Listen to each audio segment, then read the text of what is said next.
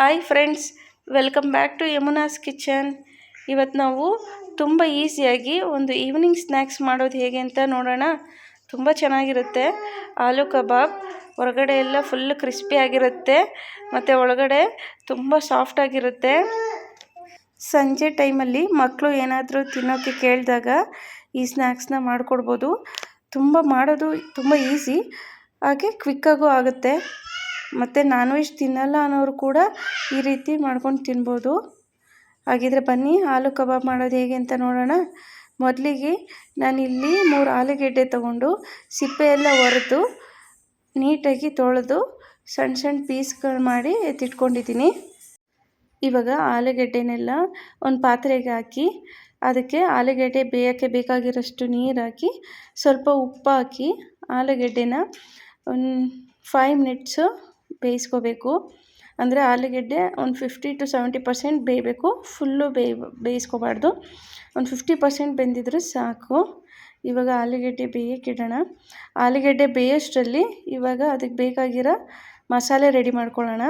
ನಾನಿಲ್ಲಿ ಒಂದು ಪ್ಯಾಕೆಟ್ ಕಬಾಬ್ powder, 2 spoon ಅಕ್ಕಿ ಹಸಿಟ್ಟು, ಕ್ರಿಸ್ಪಿಯಾಗಿ ಬರಲಿ ಅಂತ 2 ಸ್ಪೂನು ಅಕ್ಕಿ ಹಸಿಟ್ಟು, ಅದಕ್ಕೆ ಅರ್ಧ ಸ್ಪೂನು ಚಿಲ್ಲಿ ಪೌಡರು, ಅರ್ಧ ಸ್ಪೂನು ಪೆಪ್ಪರ್ ಪೌಡರು, ಅರ್ಧ ಸ್ಪೂನು ಗರಂ ಮಸಾಲ, ಹಾಗೆ ಸ್ವಲ್ಪ ಉಪ್ಪು ಸೇರಿಸ್ಕೊತಾ ಇದ್ದೀನಿ. ಆಲೂಗೆಡ್ಡೆ ಬೇಯೋಕ್ಕೆ ಉಪ್ಪು ಹಾಕ್ಕೊಂಡಿದ್ದೀವಿ. ಇಲ್ಲಿ ನೋಡಿ ಸ್ವಲ್ಪ ಹಾಕ್ಕೋಬೇಕು. 1 ಸ್ಪೂನು ಶುಂಠಿ ಬೆಳ್ಳುಳ್ಳಿ ಪೇಸ್ಟು, ಹಾಗೆ ಅರ್ಧ ಹೋಳು ನಿಂಬೆ ರಸ ಸೇರಿಸ್ಕೊತಾ ಇದ್ದೀನಿ. ಇವಾಗ ಇದಕ್ಕೆ ಸ್ವಲ್ಪ ನೀರು ಹಾಕ್ಕೊಂಡು ಚೆನ್ನಾಗಿ ಮಿಕ್ಸ್ ಮಾಡ್ಕೋಬೇಕು. ಒಂದೇ ಸರಿ ಜಾಸ್ತಿ ನೀರು ಹಾಕ್ಕೋಬಾರ್ದು. ಸ್ವಲ್ಪ ಸ್ವಲ್ಪ ಹಾಕ್ಕೊಂಡು ನೀಟಾಗಿ ಮಿಕ್ಸ್ ಮಾಡ್ಕೋಬೇಕು. ತುಂಬ ಗಟ್ಟಿನೂ ಇರಬಾರ್ದು, ತುಂಬ ತೆಳುವೂ ಇರಬಾರ್ದು. ಒಂದು ಮೀಡಿಯಮ್ ಕನ್ಸಿಸ್ಟೆನ್ಸಿಯಲ್ಲಿ ಇರಬೇಕು. ಅದನ್ನು ಒಂದ್ಸರಿ ಚೆನ್ನಾಗಿ ನೀಟಾಗಿ ಮಿಕ್ಸ್ ಮಾಡ್ಕೋಬೇಕು. ನೋಡಿ, ಈ ರೀತಿ ಮಿಕ್ಸ್ ಮಾಡಿಕೊಂಡ್ರೆ ಆಯಿತು. ಇವಾಗ 5 ಮಿನಿಟ್ಸ್ ಆಗಿದೆ. ಆಲೂಗೆಡ್ಡೆನೂ ಬೆಂದಿರುತ್ತೆ. ನೋಡಿ, ಆಲೂಗೆಡ್ಡೆ ಎಲ್ಲ ಚೆನ್ನಾಗಿ ಬೆಂದಿದೆ. ಒಂದು 5 ಮಿನಿಟ್ಸ್ ಆಗಿದೆ. ಆಲ್ಮೋಸ್ಟ್ ಒಂದು 50% ಅಷ್ಟು ಆಲೂಗೆಡ್ಡೆ ಬೆಂದಿದೆ.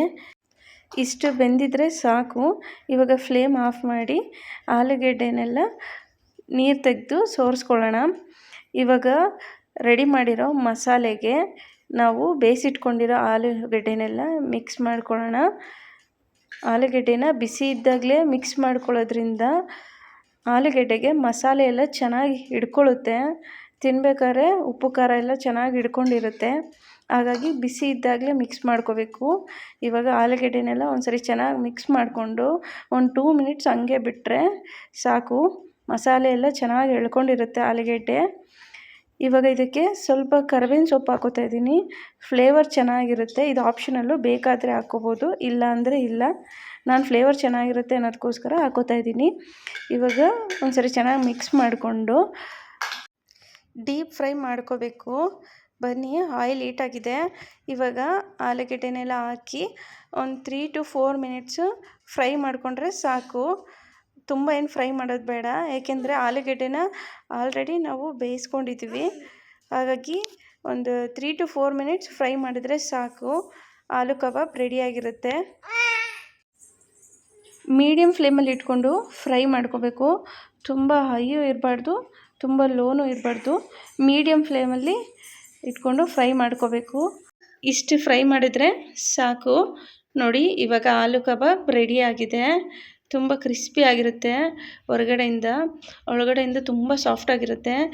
ಮಾಡೋದು ಕೂಡ ತುಂಬ ಈಸಿ ಮತ್ತು ಬೇಗ ಕೂಡ ಆಗುತ್ತೆ. ಇದನ್ನು ಬರೀ ಸ್ನ್ಯಾಕ್ಸ್ ಆಗಿ ಅಲ್ಲ, ಊಟದ ಜೊತೆ ಸೈಡ್ ಡಿಶ್ಶಾಗೂ ಕೂಡ ತಿನ್ಬೋದು. ತುಂಬ ಚೆನ್ನಾಗಿರುತ್ತೆ.